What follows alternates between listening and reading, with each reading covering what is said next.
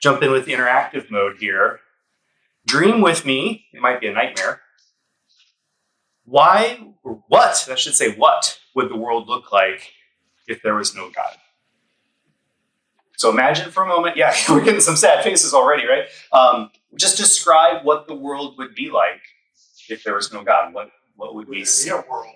There may not even be a world, right? So if God created the world out of nothing, then we need God in order to have a world. But let's just pretend for a moment that somehow the world exists, right? Scientists would, non-theistic scientists would say that, the world was created out of nothing, or that it's been here all along one way or the other. Doesn't have God in the equation. So let's imagine a world was created, but there was no God. What else do we see in this world around us then? Chaos. Tell me more. Well, I just think about this Kirk shooting and shootings, and there's no right way.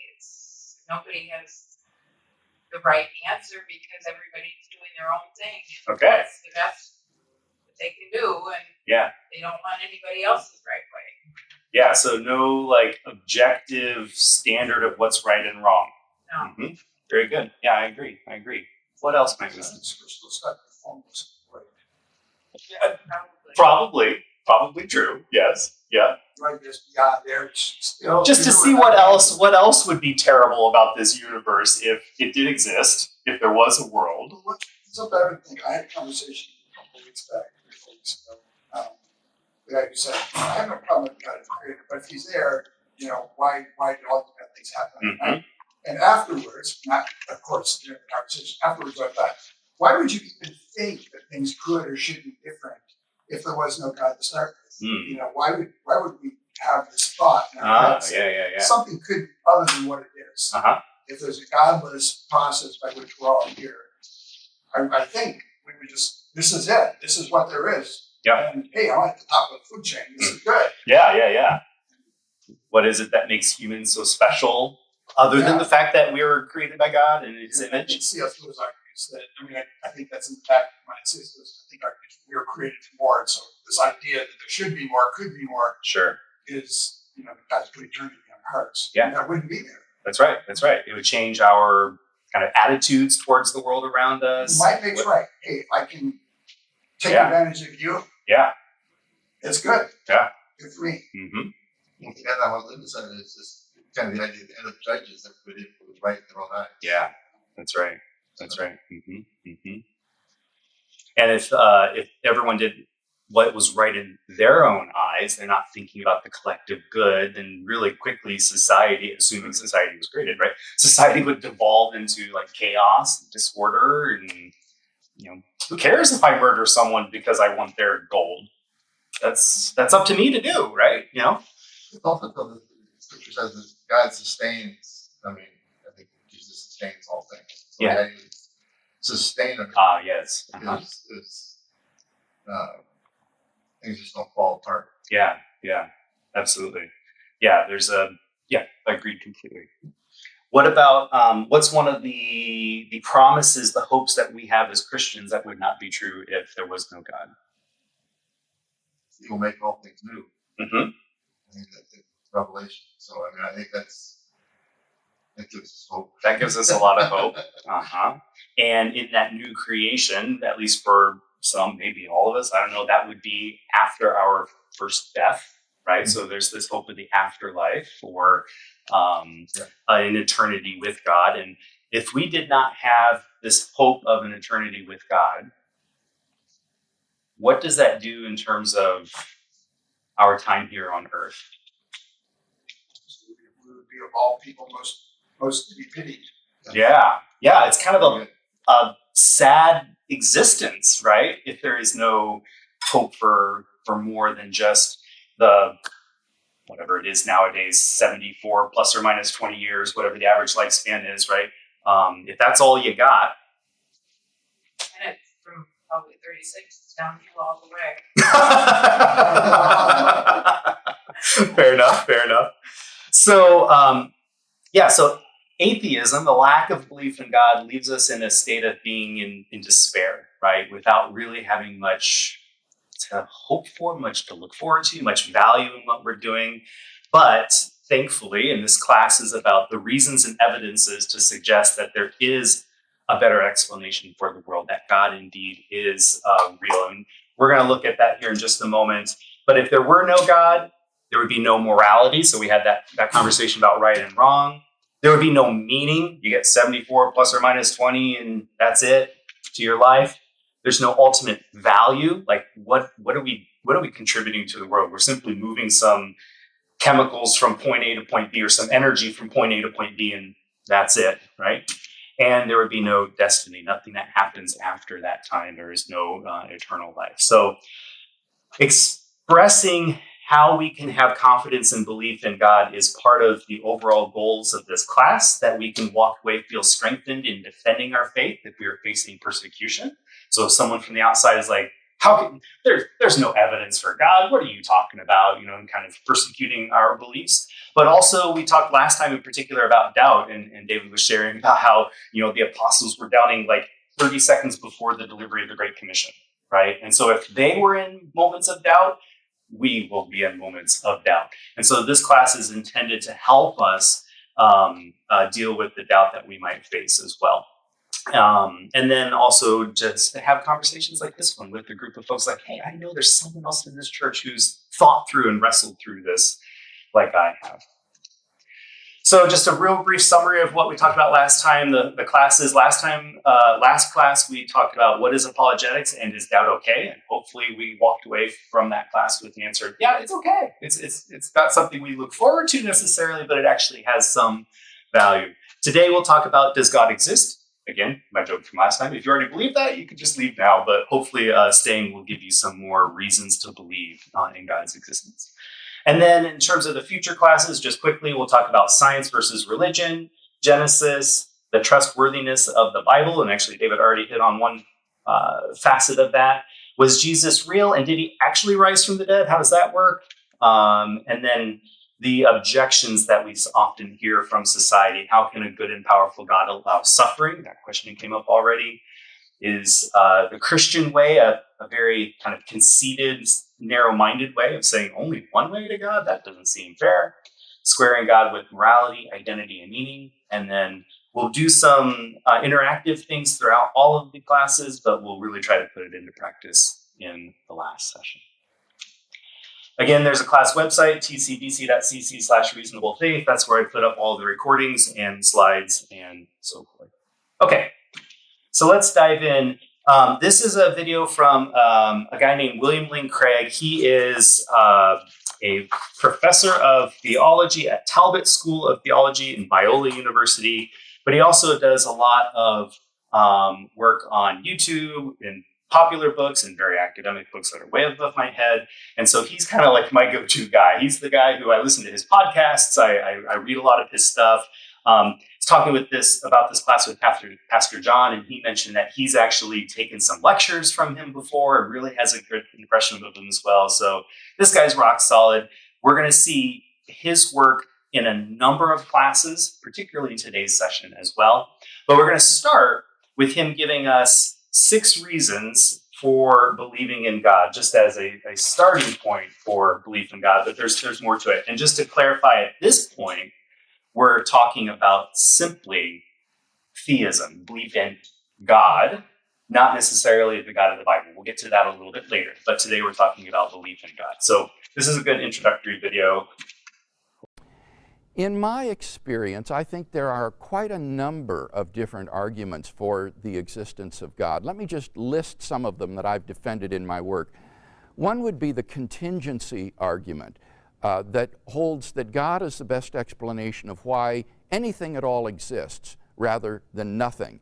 A second would be the Kalam cosmological argument, which argues that God is the best explanation for the origin of the universe at some time in the finite past. God brought the universe into being from nothing. A third argument would be the design argument, which holds that God is the best explanation for the remarkable fine-tuning of the initial conditions of the universe for intelligent life. Another argument would be the moral argument, that God is the best explanation for the existence of objective moral values and duties in the world. I would also think that the ontological argument for God's existence is a sound argument, which argues that the very possibility of God's existence implies his actuality, and that therefore, if God is even possible, it follows that God exists. And finally, as I said, I think we can know that God exists through personally experiencing him as a kind of properly basic belief, in the same way that I know that the external world exists or that the past is real.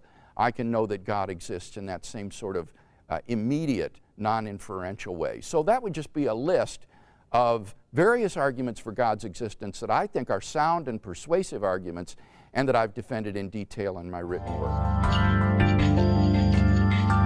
Okay, so here's there's two in each of these. If you can hand one back to Bob as well. So these are 6 pretty tried and true arguments for God's existence. I give you a handout that lists, when you don't have to read ahead yet, but that's going to show you what the logic of the argument is. And as you heard him talking, and as he was kind of very, very briefly introducing some of these arguments, and as you look at this and it starts to look like a 2-column proof from high school geometry, you're like, oh boy, this is going to be a fun class. And I will admit, this is going to be a fun class in the sense of this is the hardest one of all 11 classes, okay? So again, like I said last time, the goal is not to walk away memorizing everything that we talk about in the class. The goal is to say, wait a second, 3 years from now, I kind of remember having a discussion about this, and maybe there's a good response to this person who's criticizing my faith. I can at least go look it up, okay? So if today feels uncomfortable by the end, come back next week. It'll be okay, next week is the second hardest one, but then it just goes downhill from there, okay? Or up in a positive direction, at least, anyway. So Wendell Craig lays out 6 arguments, and as I've highlighted here and in the handout, we're going to deal with 4 out of the 6. So we are going to look at the design argument next week when we're talking about faith and science. It kind of fits inside of there pretty well, and there's just too much to cover in one class. And I'm not going to talk about personal experience because, well, hey, that's personal. That is the idea that he uses the term properly basic, meaning it doesn't need proof, it doesn't need justification. It is something that you feel, and if you feel it, it's one of the arguments. It's none of these arguments by themselves have to alone prove God's existence, because if someone comes in with a really smart mind and says, okay, ontological argument, there are all these pieces of the argument, but this part fails, that whole argument is out, that's okay. If someone proves the ontological argument is false, we have 5 other arguments to prove God's existence. So it's not like our belief in God rests on any one of them. For many of us in the room, our belief in God is often primarily driven by personal experience. That feeling that we have, the coming to our story of coming to Christ, etc. So not in any way trying to diminish that. And that's also one that's harder for people to argue. But the point is, we're going to look through 5 of them, 4 of them this week, to give us more hope for the faith that we have. Okay. And again, I'm going to use a video to introduce each one, and then we'll have a brief discussion after each one. And if any one of them just does not resonate with you, or if all 4 of them don't resonate with you, again, remember you always have that personal experience one as well. Okay, so there's a lot of big words in these. Leibniz is the name of the guy who came up with the contingency argument. So we'll look at that one first, and then we'll have a couple of questions about it. Wow. A lot of these are actually very, very old philosophers, honestly. So the arguments for the existence of God go back hundreds and thousands of years. Yeah, for sure. In fact, of all of these arguments, it's the moral argument that is the newest. That's only a couple hundred years old. The other ones are 1,000 to 3,000 years old. Is the volume okay on this? Get back there. We live in an amazing universe. Have you ever wondered why it exists? Why does anything at all exist? Gottfried Leibniz wrote, the first question which should rightly be asked is, why is there something rather than nothing? He came to the conclusion that the explanation is found in God. But is this reasonable? Everything that exists has an explanation of its existence. If the universe has an explanation of its existence, that explanation is God. The universe exists. From these, it follows logically that the explanation of the universe's existence is God. The logic of this argument is airtight. If the three premises are true, the conclusion is unavoidable. But are they more plausibly true than false? The third premise is undeniable for anyone seeking truth. But what about the first premise? Why not say, the universe is just there, and that's all? No explanation needed. End of discussion. Well, imagine you and a friend are hiking in the woods and come across a shiny sphere lying on the ground. You would, naturally, wonder how it came to be there. And you'd think it odd if your friend said, there's no reason or explanation for it. Stop wondering. It just is. And if the ball were larger, it would still require an explanation. In fact, if the ball were the size of the universe, the change in its size wouldn't remove the need for an explanation. Indeed, curiosity about the existence of the universe seems scientific and intuitive. Someone might say, if everything that exists needs an explanation, what about God? Doesn't he need an explanation? And if God doesn't need an explanation, then why does the universe need an explanation? To address this, Leibniz makes a key distinction between things that exist necessarily and things that exist contingently. Things that exist necessarily exist by necessity of their own nature. It's impossible for them not to exist.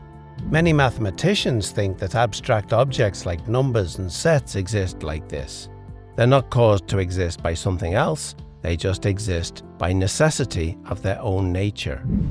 Things that exist contingently are caused to exist by something else. Most of the things we're familiar with exist contingently. They don't have to exist. They only exist because something else caused them to exist. If your parents had never met, you wouldn't exist. There's no reason to think the world around us had to exist. If the universe had developed differently, there might have been no stars or planets. It's logically possible that the whole universe might not have existed. It doesn't exist necessarily, it exists contingently. If the universe might not have existed, why does it exist?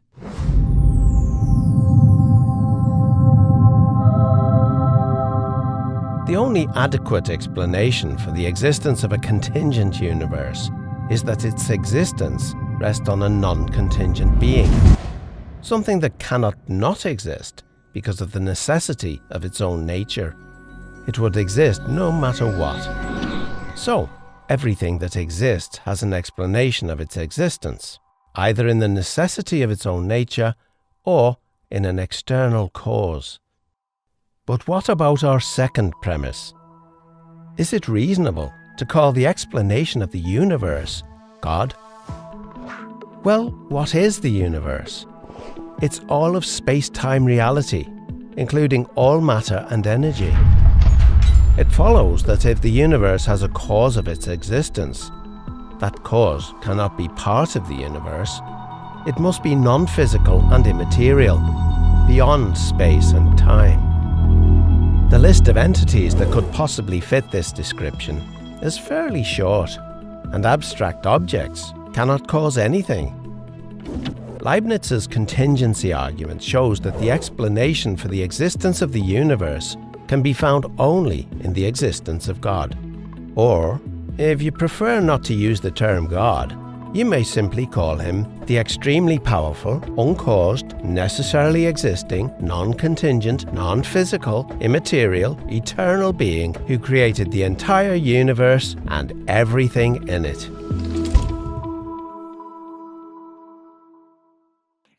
Okay, so that was a lot, right? Especially the logic piece. And again, today is the hardest day in terms of following all the logic. And there's some words in there. We can decompose some of those. But it's an interesting idea, right? That God is the creator of the universe, but it kind of depends on how you're defining God and whatnot. So one of the things that is inside of this video, I just wanted to highlight as part of apologetics in general, is that we're giving an argument. Someone might try to give us a counter argument and try to refute part of what we're saying, and then we can counter the counter argument. So it was in the middle of that video where they were saying the explanation of the universe's existence is God. The counter argument is, now wait a second here, you can't play by two different rules here. If the universe needs an explanation, why doesn't God need an explanation, right? So that was the counter argument, and you might crumble at that point. It's like, oh yeah, good point. I give up, right? But this video shows that you don't have to do that, right? You can counter the counter argument. So just because someone's pushing back on your logic and your reasoning for things doesn't mean you have to give up there. You can counter the counter argument. And that's where they talk about the difference between something existing contingently and something existing necessarily. So I don't think I have a slide for this. No, I don't. So let me go back to this. So that was one of the harder parts here. What would be an example of something that exists contingently? It only exists because something else caused it to exist. A cookie. A cookie? Yeah, absolutely. Now, yeah, I was gonna say, now you make me want to have a cookie. What else? Illinois sweet corn. Illinois sweet corn. You and me. This building. And kind of taking that. The sky. And the sky absolutely exists contingently, right? If there weren't the right combination of molecules that kind of coalesced around the planet Earth, then we wouldn't see that blue haze in the sky. The sun. Yeah, pretty much anything that we can think, certainly anything that we can put our hands on, either physically put our hands on or metaphorically put our hands on the sky. What about the idea of something existing necessarily? And he gave us a very short list of those, but what were... I like the idea of numbers. Mm-hmm. Yeah, you can't not have a number, because even if the universe didn't exist at all, which is hard to imagine, what does it mean to start counting numbers? But you can imagine counting numbers even if there aren't items to count. 1, 2, 3. 0. Yeah. Maybe shapes. Oh, that could be. Yeah. Circles. The concept of a circle, not like the circular logo here, but the concept of a circle, yeah, that's a good one. I think that's true. Three-dimensional too. Yeah, sure, spheres in that case, yeah. Mm-hmm. And then the other idea was God exists necessarily. And that, why does God have to exist necessarily? It's not like you were saying it's not in God's nature to not exist. Right. Yeah, I mean, that's a little Well, Yeah. Well, if you definitely need an explanation for Uh-huh. anything, Right. then there's no other explanations but something giganto and Yeah. beyond us. And Exactly. beyond all this contingency stuff. Exactly. So that's the screenshot at the very end. All powerful, outside of space and time. We'll actually come back to some of those in one of the next arguments. But yeah, you have two choices. Either the universe was created by something that was necessarily existent or contingently existent. But if God was contingent, if God was, again, created by something else, well, then what created God? That thing would become God. And if that thing was created by something else, then that thing would become God. At some point, you get to a point where the first thing that was created had to be created by something that didn't have to itself be created. And that's one of the points. Yeah, exactly. Okay, let's look at the Kalam cosmological argument. So Kalam was an Islamic philosopher. So again, we're not talking about the Christian God here. We're talking about theism in general, but that doesn't mean that the argument is invalid just because he believes something different than we do as far as Christ is concerned. So Kalam has to do with this Islamic philosopher. Cosmological, another one of those big words, talks about a branch of metaphysics that deals with the nature of the universe. So the cosmos. So cosmological, study of the cosmos. And then an argument, of course, is our way of thinking about reason. So let's look at the Kalam cosmological argument. Does God exist? Or is the material universe all that is, or ever was, or ever will be? One approach to answering this question is the cosmological argument. It goes like this. Whatever begins to exist has a cause. The universe began to exist, therefore, the universe has a cause. Is the first premise true? Let's consider. Believing that something can pop into existence without a cause is more of a stretch than believing in magic. At least with magic, you've got a hat and a magician. And if something can come into being from nothing, then why don't we see this happening all the time?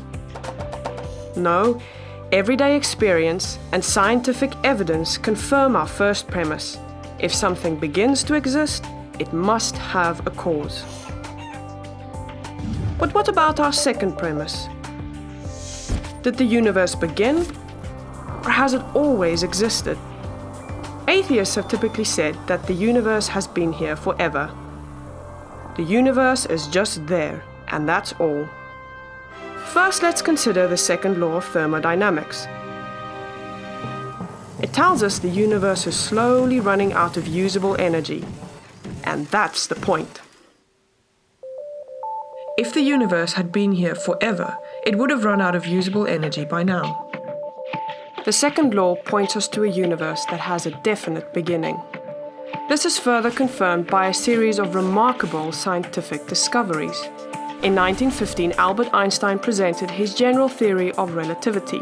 This allowed us, for the first time, to talk meaningfully about the past history of the universe.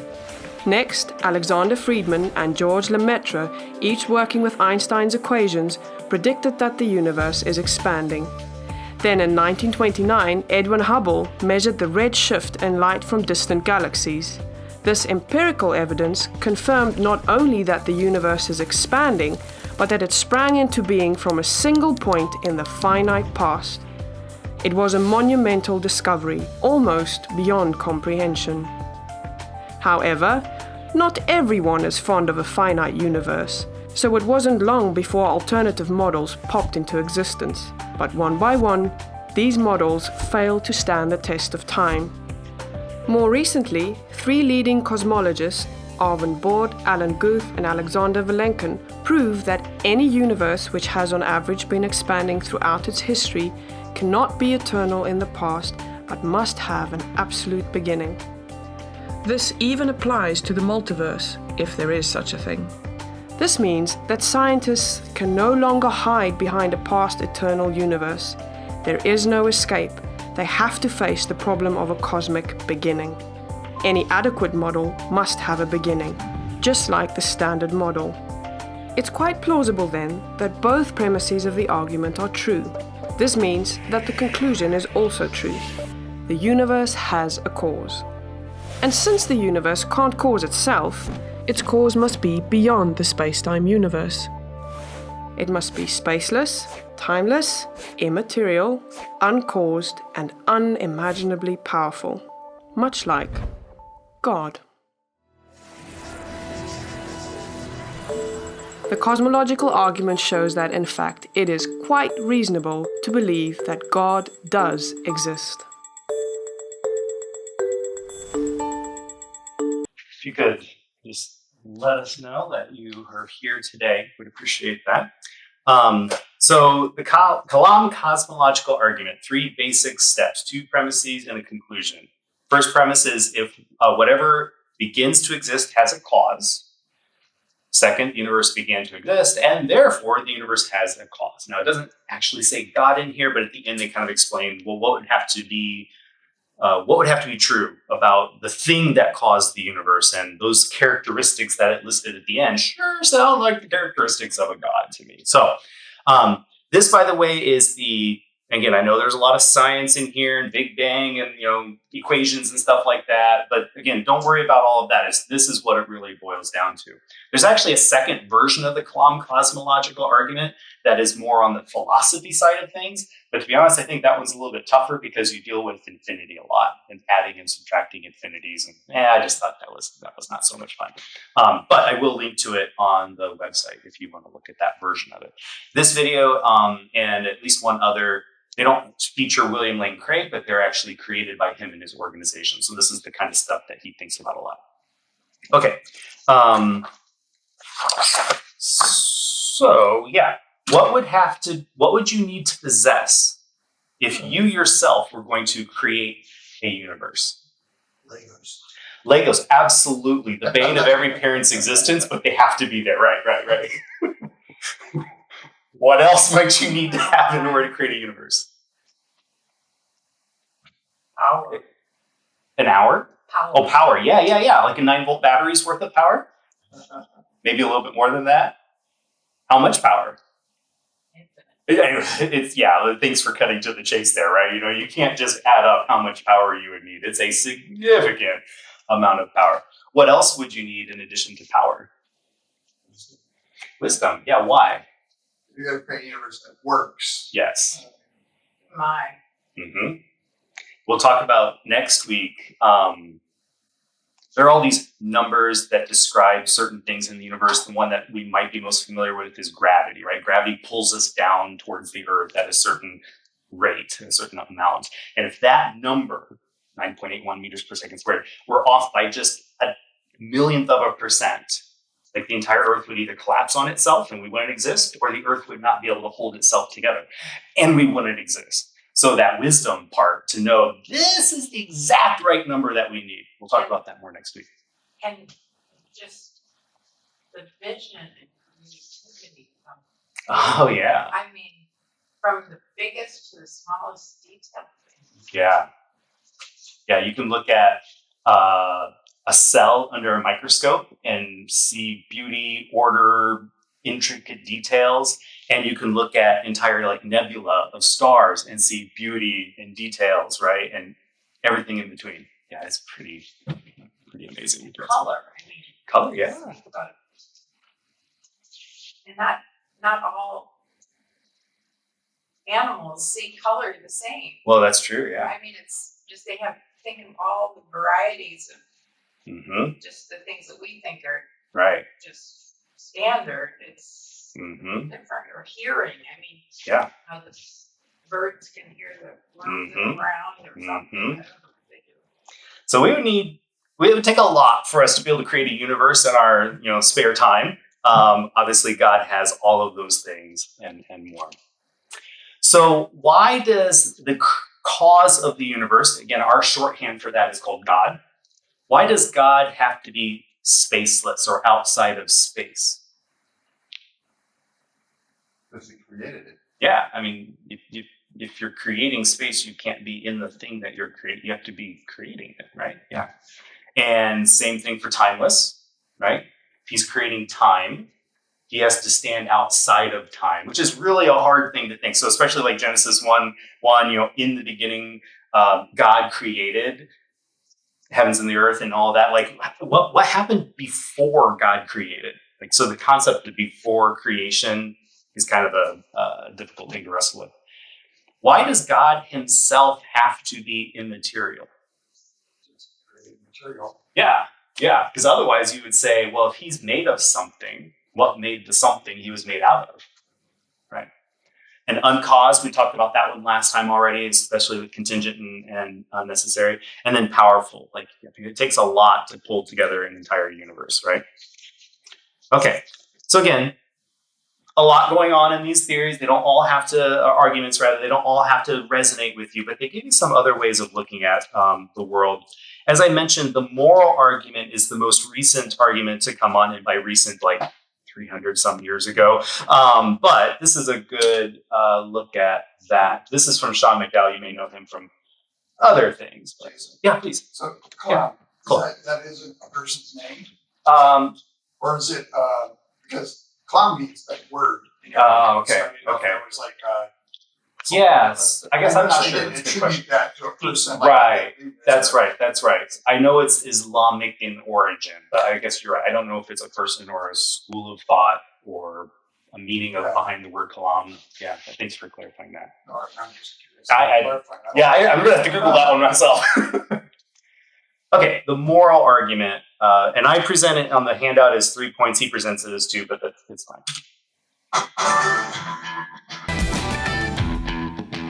Is there really such a thing as right from wrong? Does the existence of universal morality point towards God, or can morality just be explained by, say, evolution?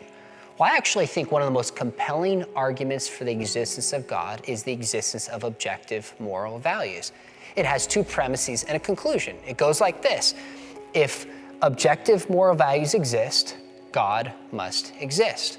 Objective moral values exist, therefore, God must exist. That's it. So let's look at the first premise. If objective moral values exist, God must exist. Well, what is it about objective morality that requires God, or divine grounding, so to speak? Well, morals aren't part of the physical world. You can't weigh them like you can a rock or a glass of water. They seem to be immaterial or spiritual. They contain information: tell the truth, do right, be faithful, and information comes from a mind.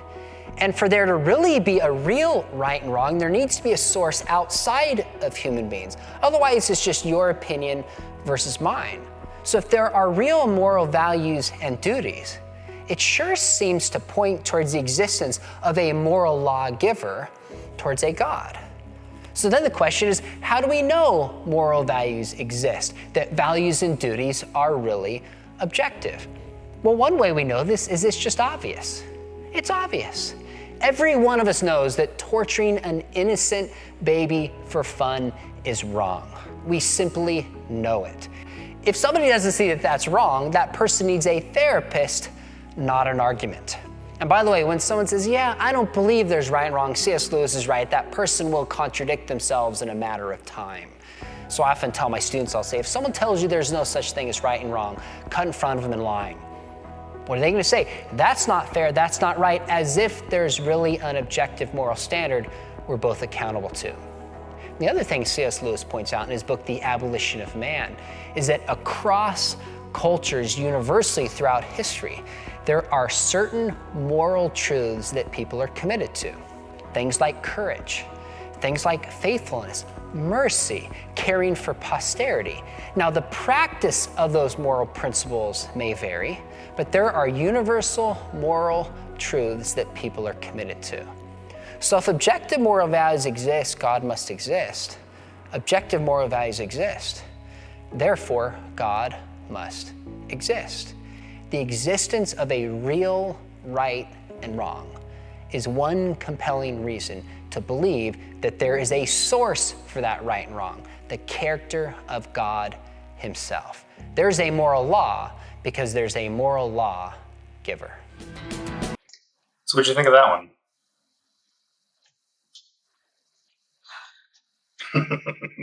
That was a big sigh. This one feels more dependent on social norms. Feels a little squishy in that regard, yeah. And, well, okay, so tell me more about what you might be thinking of there. Like, why do you say that? Maybe think of an example that would suggest otherwise. Yeah, well, his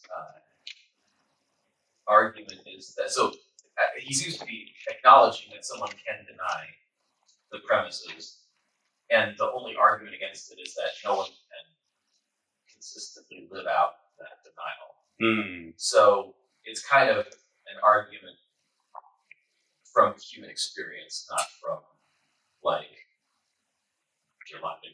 Sure, yeah, I can see that. Okay, that's fair. I don't know if it makes it less convincing, but it does make a different category than the first two. Yeah. This one is less thinking about the creation of the universe and thinking more about the human lived experience, right? And in human lived experience, again, most of us have this common morality, whether we believe in God or not. Even the atheists would say it's wrong to torture an innocent baby for fun, right? So this is more human focused as opposed to universe focused. But I don't know that necessarily means it's not still valid. It's contingent on our experience. But I think the experience shows that for the vast majority of people, there's this common morality.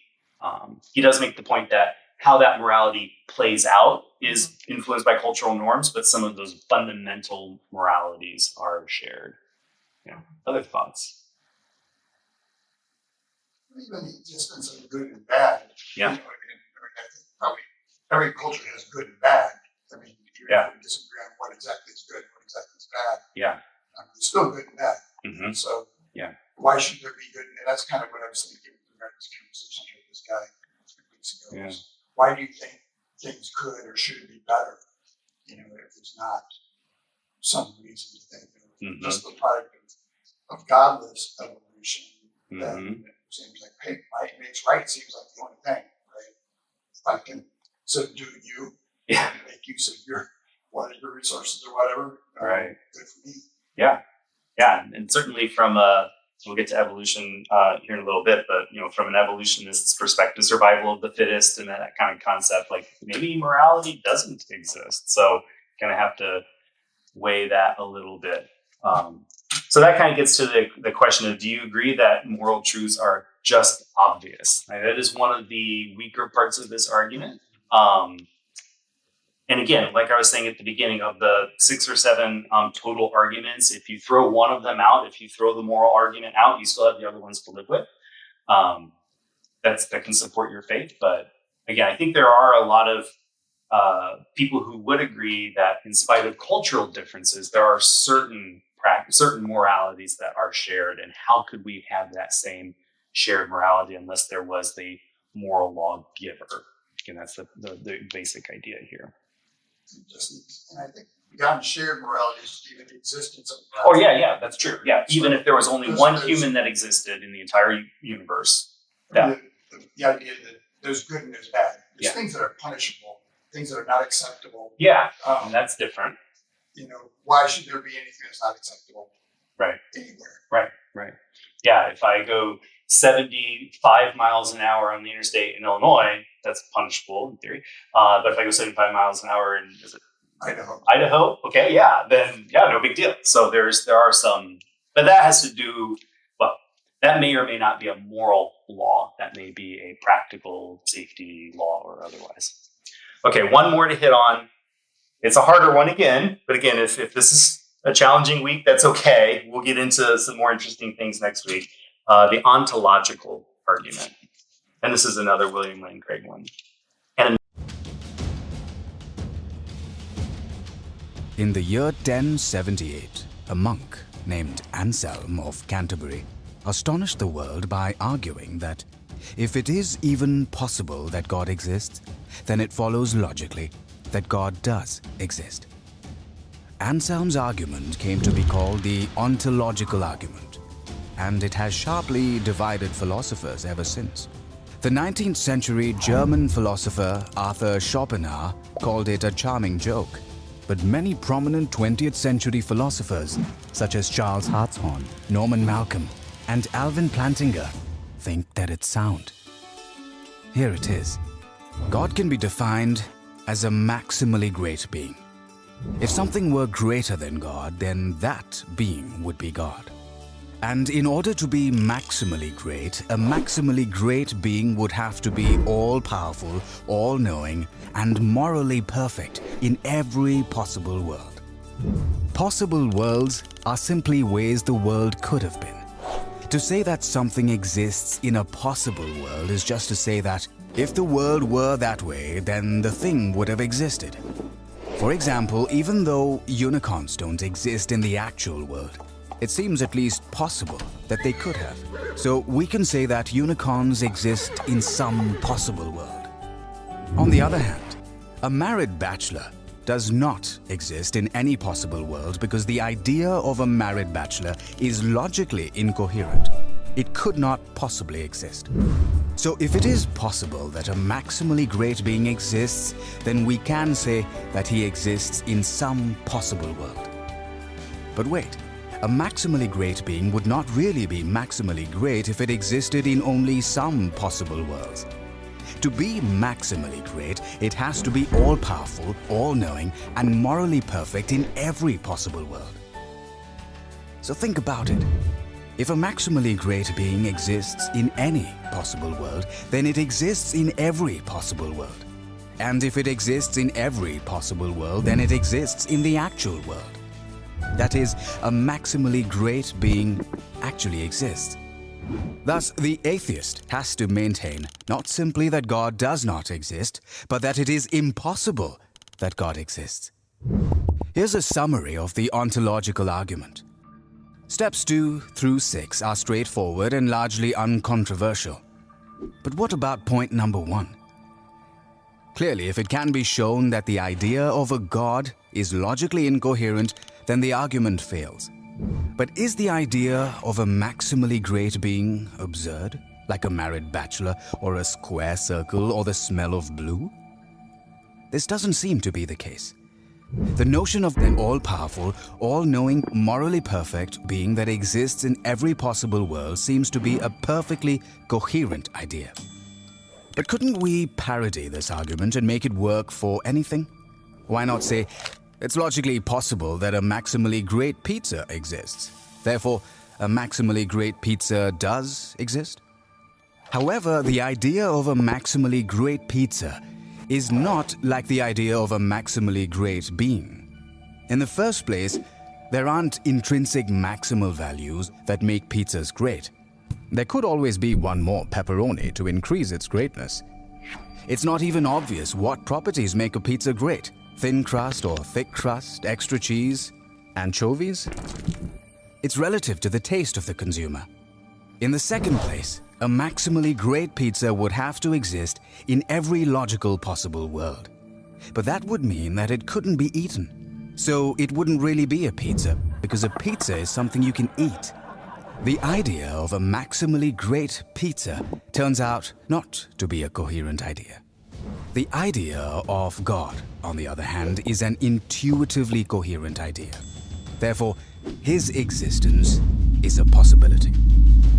And the ontological argument shows that if God possibly exists, then God actually exists.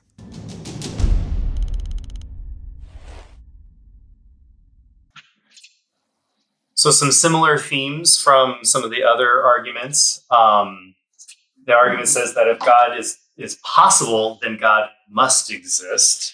And who thought in Sunday school we'd be talking about a maximally great pizza? But, says that one doesn't exist. I don't know. I really do like, Papa Del's. But anyway, so what do you think about that one? Does that feel compelling? Does that feel confusing? Is it frustrating? I've heard another argument saying something like, in every language is a word for God.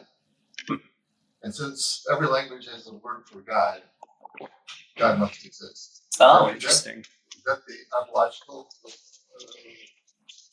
reason? It kind of follows some of the same themes, but it probably is more like about the societal context. Like that also might get to natural revelation, which I didn't include. I thought about that one.